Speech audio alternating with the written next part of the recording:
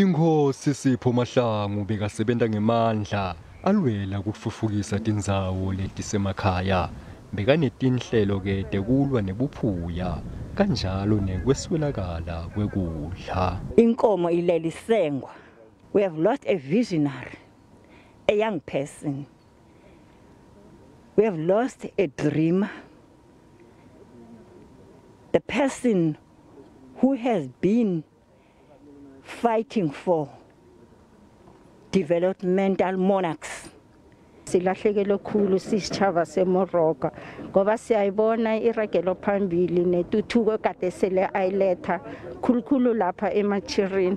Siyabona kunengadi lapha abantu kade bahlwanyela khona imifino ukuthi balale badlile. Siyabona uyafuya, siyabona uletha ichuguluko elikhulu bekulihlathi la. Inkosi uSipho Mahlangu ngahlangana naye through Ikwekwezi FM ku radio, wangizwa ngikhuluma nge-project e-radio, then bengikhuluma nge-hydroponics.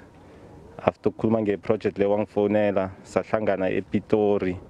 So mangihlangana ePitori bekunabantu abaningi bebapresenta ukuzokwenza i-project le la ekhona la.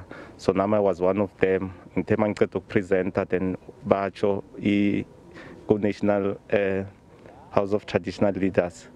Bathi this guy nguyo ongakhona ukuhamba ukurana i-project leya eseMachili. Then that's where I met uNdabezitha. Nalobunye ke bukhosi bebuncutfulisa kuye Mahlangu. Ke tlolela Moswaneng ho ya ka bokhosi ba rona ba Tlokweng hore koduwa ena e hlahileng mona ha Mahlangu. Sizobongela eMswaneni.